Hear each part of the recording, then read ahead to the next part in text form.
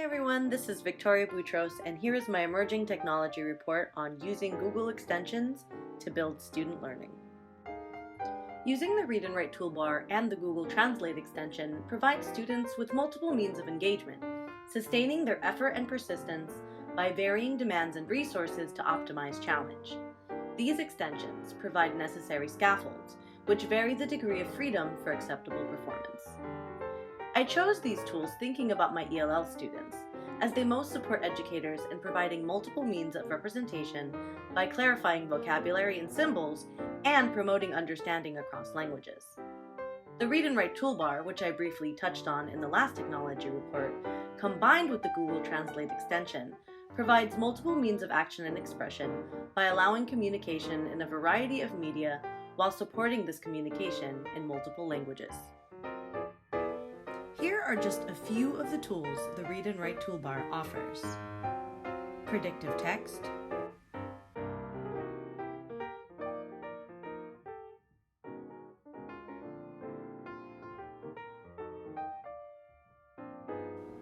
a text dictionary,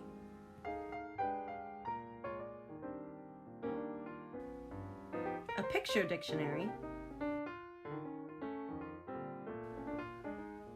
a screen reader,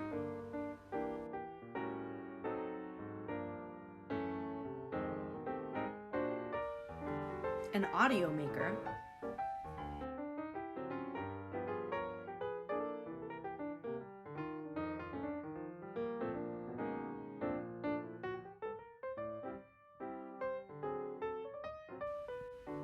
screen masking,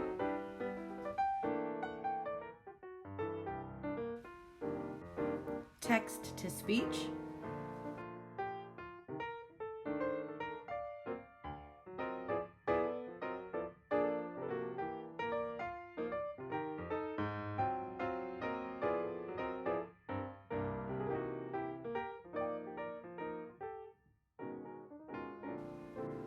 a variety of highlighters. All highlights can be gathered into a Google document by color, and the same can be done with all the words that students define.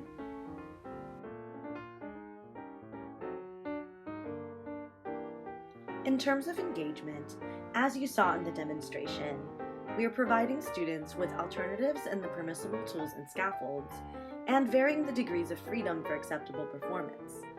The Read and Write toolbar gives students the ability to use predictive text, dictionaries, screen readers, a screenshot reader, audio makers, text-to-speech, screen masking, a translator, highlights, and much more. In thinking about representation, I had my English language learner students in mind while putting this presentation together. The picture dictionary on the Read and Write toolbar is really quite spectacular. It provides students with the ability to see visual representations of the words that they highlight. Even better, when combined with the Google Translate extension, the Read and Write toolbar actually helps provide ELL students with information in both audio and text format. There's a trick to it that I'll show you in just a sec. And here's a really quick demonstration on how to actually have the reader on Read and Write toolbar read in your ELL student's native language. The first thing you want to do is click on the options for the Read and Write toolbar. Set the speaking voice to the student's native language. Then click OK. Now click on the Google Translate extension. Select the language you want the page to translate to. Then click Translate. Now you're going to highlight the text you want to be read aloud. أنا جائع.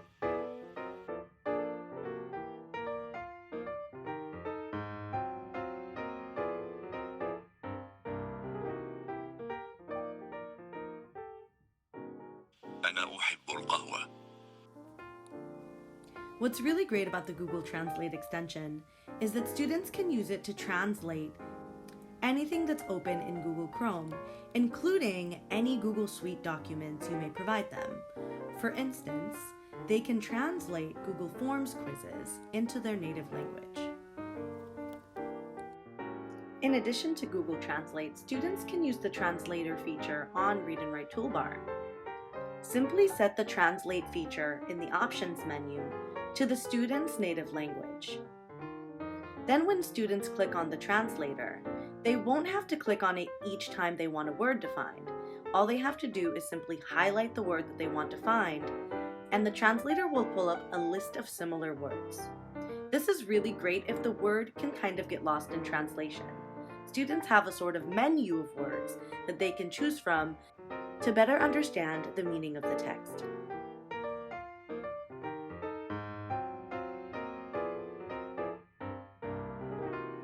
In terms of action and expression, the Read and Write toolbar allows students to use text-to-speech, which offers students the ability to answer questions and compose those answers verbally. Students can also use the Audio Maker feature to create an MP3 file of their writing. And now for the score report. In terms of functionality, both the Read and Write toolbar and Google Translate extension combined score an 11 out of 12. They can be used to accommodate any class size, they're pretty user-friendly, but while technical support does exist, it may be kind of hard to get a hold of someone. And the tool does allow users to communicate through a variety of media formats. In terms of accessibility, these tools rank a 12 out of 12. They meet accessibility guidelines, they're designed to address the needs of diverse learners, and you don't need much equipment beyond a computer and Google Chrome, and best of all, these tools are free of charge. On the technical end of things, these tools scored a 10 out of 12. They can definitely be used with any learning management system. Users can effectively utilize the tool with any standard up-to-date operating system. However, you will need to use Google Chrome, and these tools are a Google Chrome extension. In terms of mobile design, these tools only scored a 7 out of 9. Unfortunately, the Read and Write toolbar is not available via a mobile device, and while a Google Translate app does exist, it serves a pretty different functionality via the phone. And in terms of privacy, these tools again scored a 7 out of 9 because they do require that users sign on, which means that they do have to provide information to a third party and create an account in order to utilize them. However, the great thing about these tools is that users do maintain ownership of their intellectual property, and they allow you to archive, save, and import content that you are creating, which is pretty awesome. And in terms of social presence, these tools scored a 9 out of 9. They have the capacity to support all kinds of learning, both asynchronous and synchronous. Instructors can definitely control anonymity, and the tools are pretty popular, so learners will be familiar with Google Chrome extensions.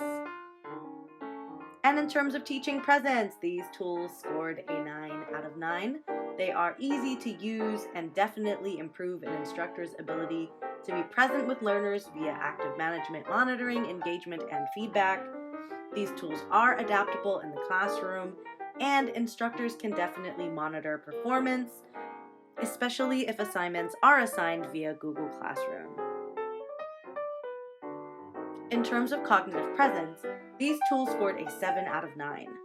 While they do allow students to engage with cognitive tasks that may have been complex by providing students with an array of scaffolding and allow students to exercise higher order thinking, there are no opportunities for formative feedback through these tools themselves, though feedback could be offered through Google Classroom if the instructor uses Google Classroom.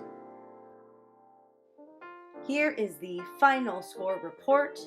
Functionality 11 out of 12, accessibility 12 out of 12, technical 10 out of 12, mobile design 7 out of 9, privacy 7 out of 9, social presence 9 out of 9, teaching presence 9 out of 9, and cognitive presence 7 out of 9, making for a 72 out of 81 and 88%, which is a B+.